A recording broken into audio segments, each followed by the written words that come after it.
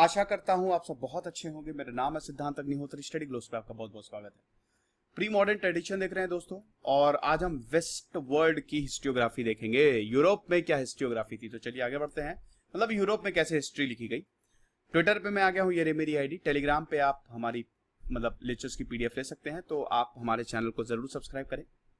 तो ये पॉइंट्स हैं। देखिए, कुछ एक स्टूडेंट था, उसने मुझसे ये बोला था कमेंट बॉक्स में कि सर आप जो बोलते हैं वो लिख दिया करिए। देखिए, उसकी भी कोई ठीक है, आप सही कह रहे हैं, ठीक है, जो उनको ऐसा मानना है। लेकिन यार मेरे पास, मैं सच बताऊं, इतना वक्त रहता नहीं है। थोड़ा बहुत आपको भी काम करना पड़ेगा, है ना। ऐसा तो है नहीं कि मैं सब कुछ आपको करके दे दूंगा। थोड़ा बहुत आपको भी काम करना पड़ेगा। मैं इंपॉर्टेंट पॉइंट्स बताता हूँ, फिर उसको एक्सप्लेन करता हूँ।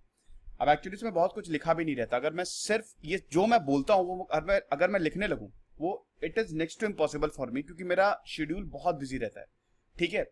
तो मेरे लिए बहुत मुश्किल है। मैं जो बोलता हूं आप उसके नोट्स बना दे सकते हैं। जो जो इंपॉर्टेंट होता है मैं बताता ही रहता हूं कि आप उसके नोट्स बना लीजिए, ठीक है। कुछ मैंने डेट बोल दी, कुछ नहीं। तो आप ऐसा करिए, आप ये लेक्चर 2-3 बार सुन लीजिए। जब आपका एग्जाम पास आए आप इसको सुन लीजिएगा, आपको अपने आप याद हो जाएगा, ठीक है ना। तो जो बोलता हूं वो मेरे लिए लिखना पॉसिबल नहीं है, ठीक है। थोड़ा बहुत काम आपको भी करना पड़ेगा। स्पून फीडिंग दोस्तों यहाँ पे नहीं चलेगी। हालांकि उसके बावजूद मैं सब कुछ आपको बता देता हूँ, बहुत ही कम सवाल पूछता हूँ, ठीक है। तो थोड़ा सा ध्यान रखिए।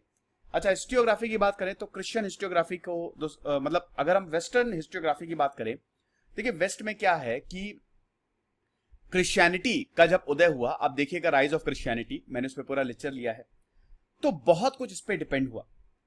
तो जो ओल्डेस्ट क्रिश्चियन हिस्ट्री है ना, वो बिब्लिकल हिस्ट्री है। मतलब एक तरीके से हमको एग्जैक्ट क्लियर नहीं है। देखिए, वेस्ट वर्ल्ड की जो हिस्ट्री है 12th-13th सेंचुरी में आते आते सब कुछ क्लियर हुआ। वहां पे जो हिस्ट्री लिखी गई है, अगर हम वेस्ट की बात करें तो भगवान को, जीसस क्राइस्ट को सेंटर में रख के लिखी गई है। सारे इवेंट को उन्होंने उसी तरीके से समझाया है। फिर वक्त का भी, टाइम को भी उन्होंने भगवान के ही संदर्भ में ही समझाया है। और यहां पे दोस्तों पास्ट, अल्टरनेटिव पास्ट की भी कोई बात नहीं की है। मतलब जैसे मान लीजिए, जैसे मैंने आपको बताया था कि जब ग्रीस में क्या पहले हिस्ट्री कैसे लिखी जाती थी, बस इवेंट्स होते थे। यहां पे भी ऐसे ही है, ठीक है। क्रिश्चियन हिस्टोग्राफी भी ऐसे ही है, बाइबल के बेस्ड है, बाइबल और भगवान के अराउंड बेस्ड है, धर्म के अराउंड पूरा बेस्ड है। धर्म के खिलाफ तो जा नहीं सकते थे, है ना। तो यहां पे दोस्तों ऐसा नहीं है कि मतलब कि कोई भी इवेंट है उसका क्या उसका कनेक्शन था और कैसे दूसरी चीज पे इफेक्ट पड़ा। ओल्ड हिस्ट्री इस तरीके से नहीं लिखी गई है। वही जो रटा रटाया पैटर्न था, जो जहां पे हर देश में जहां पे होता था, हर सभ्यता में होता था कि धर्म को सेंटर में रख के और भगवान को सेंटर पे रख के ये हिस्ट्री जो है वो लिखी गई है। तो यहां पे दोस्तों जो हिस्टोग्राफी थी वो थियोलॉजिकल नीड से कंबाइन हुई। मतलब देखिए, पहले जमाने में क्या होता था, ये मेडिवियल हिस्टोग्राफी की हम बात कर रहे हैं। मिडिल एजेस में क्या हुआ, पहले क्या होता था, राजा, और जब क्रिश्चियनिटी का उदय हुआ तो चर्चेस डेवलप हुए, पोप आए, तो कैथोलिक्स जो थे, मतलब राजा जो थे, राजा को धर्म गुरुओं की जरूरत पड़ती थी। क्योंकि राजा ये बोलता था लोगों से कि मैं तुम्हारा सर्वे सर्वा हूं। राजा को समय भगवान के उस पर देखा जाता था। तो ये उपाधि कौन देगा, भगवान की, राजा को भगवान की उपाधि कौन देगा, ये धर्म गुरु देंगे, ये पोप देगा। तो राजा को धर्म की जरूरत पड़ती, तो दोनों साथ में काम करते थे। तो जो भी हिस्ट्री लिखी जाती थी, आप धर्म के खिलाफ तो कुछ बोल नहीं सकते, आप राजा के खिलाफ तो कुछ बोल नहीं सकते, आपको तो वहीं मार दिया जाएगा। भैया अगर सोक्रेट्स जाके सब जगह बताते हैं, ठीक है, हालांकि ये तो थोड़ा सा अलग है, सबको अवेयर करते हैं तो उनको जहर दे दिया जाता है। अगर कॉपरनिकस जो है वो सबको बताते हैं कि धरती गोल है तो उनको जेल में बंद कर दिया जाता है। क्योंकि उस समय सब कुछ धर्म के हिसाब से देखा जाता था कि अगर धरती गोल है तो धरती गोल नहीं, धरती चौकोर है, वो भगवान की वजह से है। तुमको बीमारी हुई है तो वायरस की वजह से नहीं हुई है, भगवान की वजह से। यही तो ऑगस्ट कॉम्टे ने बताया ना कि 3 स्टेजेस हैं। चलो फटाक से कमेंट बॉक्स में बताओ कि ऑगस्ट कॉम्टे ने कौन सी 3 स्टेजेस बताई थी। पिछले लेक्चर में मैंने ये आपको बताया था, तो यही तो बताया, समझ रहे हैं। तो हिस्टोग्राफिकल जो थिंकिंग है वो हमारी थियोलॉजिकल नीड से कंबाइन हुई। जो हिस्टोग्राफर्स थे, मतलब जो हिस्टोरियंस थे, वो धर्म क्या मांग रहा है, ठीक है, और जो धर्म के जो धर्म गुरु होते थे, जो राजा होता था, उनका पूरा कंट्रोल भी होता था, ठीक है। तो ये चीज है। लेकिन जैसे जैसे वक्त आगे बढ़ा वैसे वैसे चीजें भी बदली। अब बाइबल बेस्ड हिस्ट्रीज होती थी, ठीक है, आपको बाइबल का कंटेक्स्ट हर जगह मिल ही जाएगा, ठीक है। तो बाइबल बेस्ड हिस्ट्री होती थी, बाइबल में बहुत इंपॉर्टेंट इवेंट्स लिखे हैं, ठीक है। तो ये सारी चीजें हैं। फिर दोस्तों हम ये देखते हैं कि जब कैथोलिज्म बढ़ा तो अगेन ये हिस्टोग्राफी जो हिस्ट्री जो है और ज्यादा ये धर्म उसके एंगल पे लिखी जाने लगी। फिर उसके बाद आता है हमारा टाइम का कंसेप्ट। देखिए टाइम को यहां पे लीनियर है, टाइम जो है वो लीनियर बताया है, ठीक है ना। एक ही टाइम जोन में हम हैं, मतलब एक ही टाइम चल रहा है हमारा। इब्राहिमिक रिलीजन्स में टाइम लीनियर है, हमारे यहां लीनियर नहीं है ना। नॉन इब्राहिमिक रिलीजन जैसे हिंदुइज्म टाइम लीनियर नहीं है। एक वक्त जो है वो बहुत सारे इवेंट्स को जन्म देता है, ठीक है ना। उसके बहुत सारे डायमेंशंस होते हैं, हालांकि वक्त खुद ही एक डायमेंशन है। भगवान के साथ वक्त शुरू हुआ और भगवान के साथ ही खत्म होगा, यही बताया जाता था। यहां पे बेसिकली 4 इंपॉर्टेंट एलिमेंट्स हैं, ठीक है। अगर हम बात करते हैं टाइम की, ठीक है, क्रोनोलॉजी की, मतलब जो क्रॉनिकल्स, मतलब जो स्टोरीज हैं, मतलब जो हिस्टोरिकल फैक्ट्स हैं, वो बेसिकली 4 एलिमेंट्स पे डिपेंड करते हैं। सबसे पहले तो जो नॉलेज ऑफ फैक्ट्स है, ठीक है, वो डिपेंड करती है किस पे? 3 एस्पेक्ट पे। कौन कौन सी? एक तो पर्सन, मतलब हिस्ट्री कैसे लिखी जा रही है उसके एस्पेक्ट अब डिफाइन कर रहे हैं हम, ठीक है। उसके एलिमेंट्स कौन कौन से हैं? एक तो पर्सन, इंसान, मतलब जैसे किसी ने कुछ किया, ठीक है, जैसे कहीं किसी शहर में किसी राजा ने कुछ बहुत गलत किया, तो वो इंसान जो है वो गलत कर रहा है तो उसको रिकॉर्ड किया जाएगा। दूसरा प्लेस, कहां पे किया गया। तीसरा टाइम, जिसको टेम्पोरा बोलते हैं, टाइम कहां पे। और आखिरी जो है एक्शन क्या हुआ।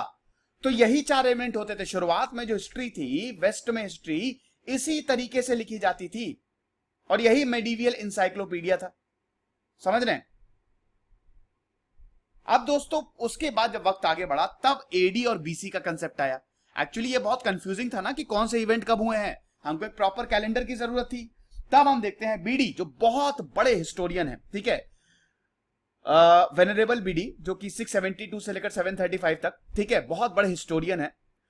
उन्होंने एडीबीसी का वो कंसेप्ट लेके आए कि एक प्रॉपर हमको टाइम होना चाहिए ना, बिफोर क्राइस्ट और आफ्टर डेथ, ठीक है। अब हम सब कुछ एडी और बीसी के हिसाब से बहुत आसान रहता है, हम आसानी से हिस्ट्री को कैटेगराइज कर सकते हैं। अच्छा, बिफोर क्राइस्ट, क्राइस्ट से पहले ये हुआ और क्राइस्ट के बाद ये हुआ, क्योंकि क्राइस्ट का जन्म तो डॉक्यूमेंटेड है, ठीक है ना। इसमें एक पॉन्टिफिकल हिस्ट्री है, हिस्टोरिया पॉन्टिफिकलिस, जिसने 1148 से लेकर 1152 तक का वर्क जो है वो कवर किया है, ठीक है। किसने? जॉन ऑफ सैलिसबरी ने, जो कि बहुत बड़े स्कॉलर्स माने जाते हैं और यूरोप की हिस्ट्री में इनका बहुत बड़ा योगदान है, ठीक है।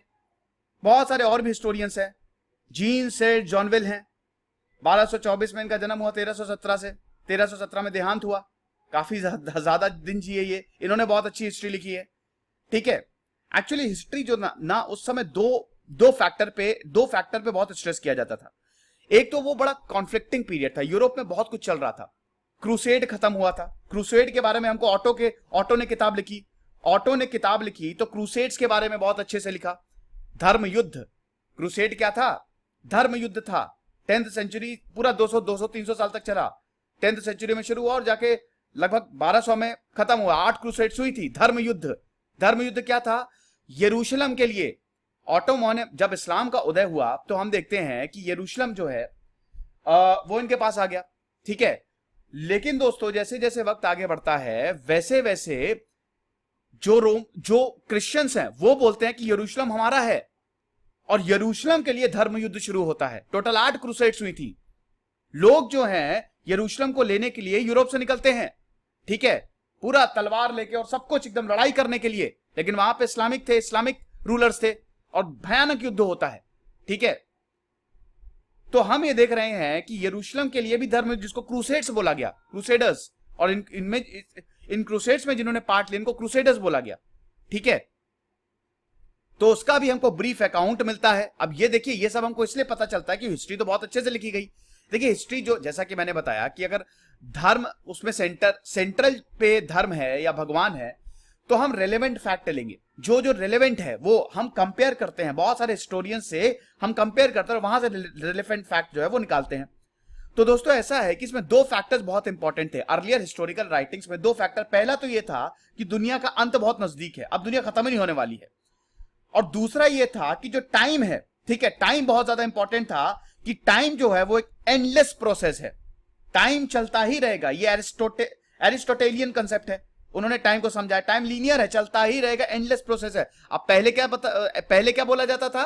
पहले हिस्टोग्राफी में क्या बोला गया था? अभी मैंने बताया, पहले हिस्टोरियन जो है वो बोलते थे कि टाइम जो है, वक्त जो है वो भगवान के साथ खत्म हो जाएगा, भगवान के साथ वक्त शुरू, भगवान के साथ खत्म हो जाएगा, ठीक है। लेकिन एरिस्टोटल ने बोला, उनका कंसेप्ट ये था कि टाइम जो है वही सारी चीजों को मूव करता है, ठीक है, और वो सबसे ऊपर है, टाइम ही, वक्त ही भगवान है, बोलते हैं ना, वक्त ही भगवान है, ठीक है ना। फिर उसके बाद मेमोरीज ने बहुत इंपॉर्टेंट रोल प्ले किया, बहुत सारी हिस्ट्रीज जो है वो यादों पे लिखी गई, वो इवेंट हुआ था, अच्छा ठीक है, फिर उसके बाद डेटा इकट्ठा करके लिखी गई, है ना। तो ये सारी चीजें हैं, इस तरीके से यूरोप में दोस्तों हिस्ट्री लिखी गई है। लेकिन एक प्रॉब्लम हमेशा यही रही है यूरोप की हिस्ट्री में, जब यूरोपियन हिस्ट्री को हम पढ़ते हैं, कि वो एक लीनियरिटी है उसमें, ठीक है। यहां पे जो चेंजेस हैं, बस एक एम्पायर का डिक्लाइन हुआ, रूलर उठा, रूलर मरा, इस तरीके अल्टरनेटिव टाइम उन्होंने नहीं बताया कि अगल बगल क्या चल रहा था, ठीक है, बैकग्राउंड पूरा प्रोसेस क्या था। ये थोड़ा सा दिक्कत रही है, समझ गए। ये दोस्तों लेक्चर था वेस्टर्न हिस्टोग्राफी पे, आई होप आपको समझ में आएगा। छोटा सा चैप्टर है, ज्यादा था नहीं इसमें कुछ। अब हम अगले में देखेंगे इंडो पर्शियन के बारे में, इंडो पर्शिया में क्या हाल थे, और अरेबिक हिस्टोग्राफी के बारे में देखेंगे। फिर ये प्री मॉडर्न ट्रेडिशंस खत्म। तो अब 2 लेक्चर मैं लूंगा प्री मॉडर्न ट्रेडिशंस के, तो पूरी दुनिया की हिस्टोग्राफी खत्म। उसके बाद फिर हम अगली किताब पे चलेंगे। कुछ नहीं, पढ़ते रहिए। जैसे सिद्धांत अग्निहोत्री, साइनिंग ऑफ।